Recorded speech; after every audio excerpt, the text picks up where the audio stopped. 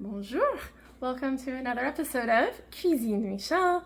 I'm Michelle. So today we're continuing with the Christmas goodies countdown, and we're on day 16, number 10. And I'm gonna make some cookies that I haven't made them for a long time. They are a bit of work, so I will preface it with that. But these are chocolate and vanilla striped shortbreads. And we're going to put some holiday sprinkles on them so they can have a holiday theme. You don't have to make them for the holidays, but that's what we're going with. Anyway, we're going to start out by mixing up some dry ingredients. You're actually going to be kind of making a half and half situation here. So this first bowl, I have already measured out. This is 1 1/3 cups of flour, or 160 grams. This is how I actually measured it. And to that, I'm going to be adding 1/3 of a teaspoon, or sorry, 3/4 of a teaspoon of kosher salt. And we're just going to give that a quick whisk so that those are together.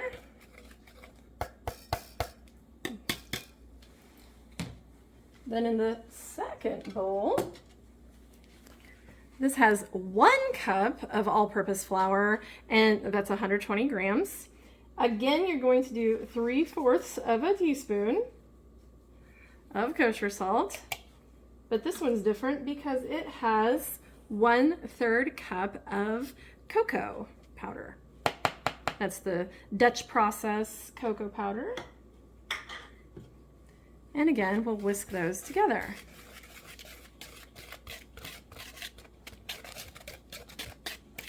A little more whisking on that one since it's got the cocoa powder in it. So the next part, of course, is going to be in the stand mixer here. We are going to be mixing together, this is unsalted butter that we have, 2½ sticks, which is 1 1/4 cups. To that, I'm going to be adding 2/3 of a cup of sugar and 1/4 cup of powdered sugar. And we need to cream all of that together.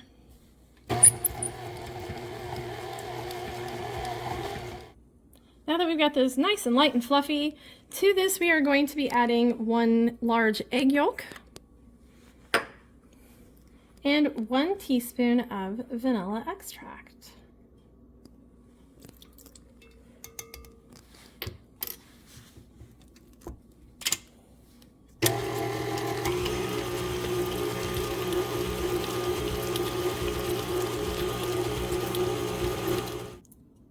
Okay, so now you're going to be dividing this mixture in half. I'm actually going to put half of it in a separate bowl so that I can have it weighed and be ready. You could put it in a separate mixing bowl for your stand mixer because you are going to be mixing with it after that. That's what I'm going to do.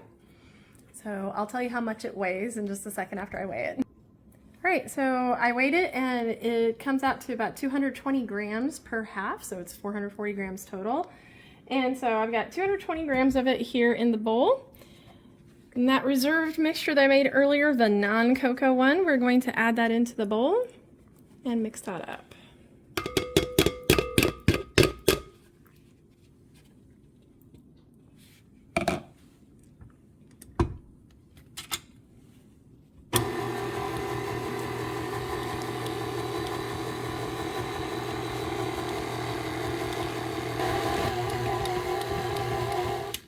Alright, so now we're going to repeat the procedure. We have the other half of the dough that we measured out, and we're going to add the dry cocoa mixture to that. And again, you mix this on low until it's just combined.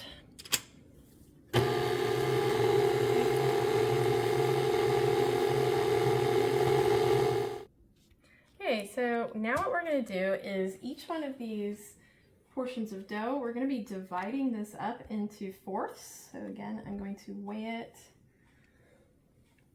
I'm going to try to get off the spatula, that'll be good too. I'm going to weigh it and see how much each fourth should be.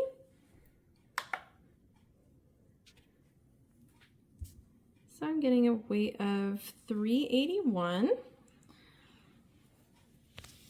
All right, so I need, since it's 381, we're going to divide these up into 95 grams approximately a piece.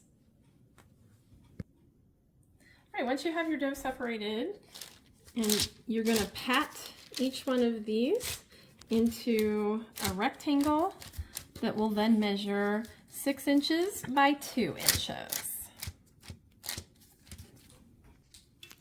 All right, so we have all of these divided out now. And what we're going to do is we're going to be making 2 logs that have layers. What I mean by that is we're going to take these and stack them up like this. Doesn't matter which ones you choose, I'm just kind of randomly grabbing them here.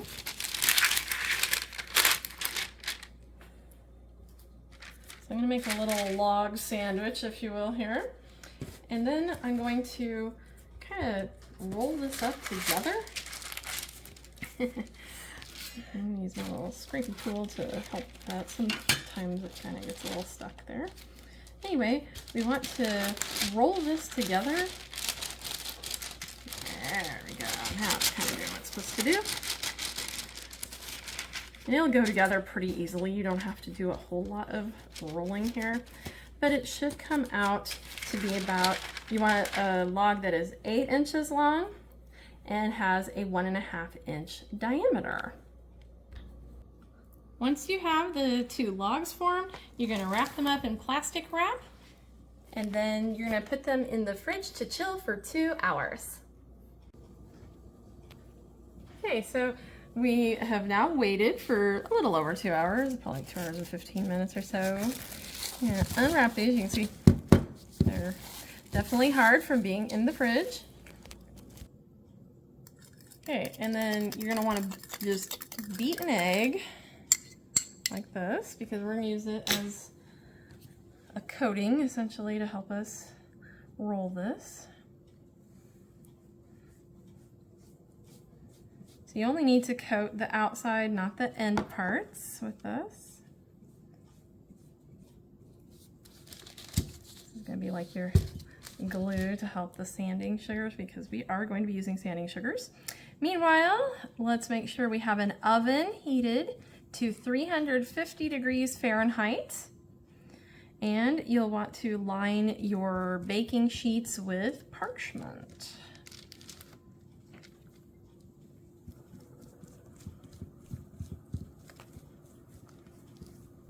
Alright, so once we get that all coated, I'll spread some sanding sugar here.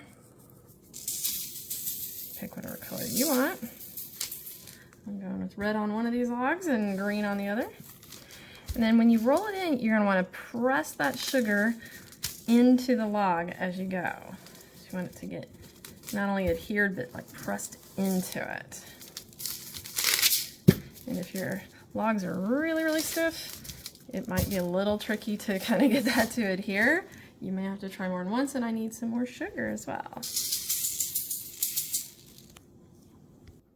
Okay, once you have it nice and well coated, you're going to be making 1/4 inch slices. You can see the cool stripes effect that it has there.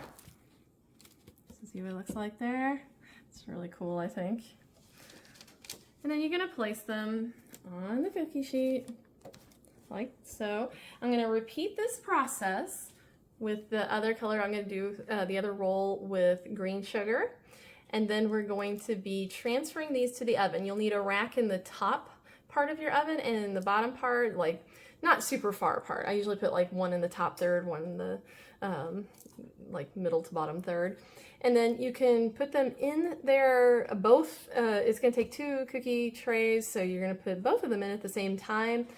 Bake them for 6 minutes, then switch their positions and bake another 6 to 8. Okay, so these have just come out of the oven. I ended up going the 8 minutes in the second cycle. So these went for 14 minutes total. We want the edges to be set. I mean, I'm not going to tap on them, but they also kind of have a little bit of, they've spread a little bit. They've gotten a little bit of a crack here and there, but they're definitely a little bit firm to the touch. They're still hot, so I don't want to touch them too much. But anyway, we're going to let them cool on the cookie sheet so they can basically finish out, and then we'll see you at final plating. All right, so here we are at final plating. You can see they look very lovely. And like I said, I have made these before, but it has been a while, so I am going to do a taste test here on camera.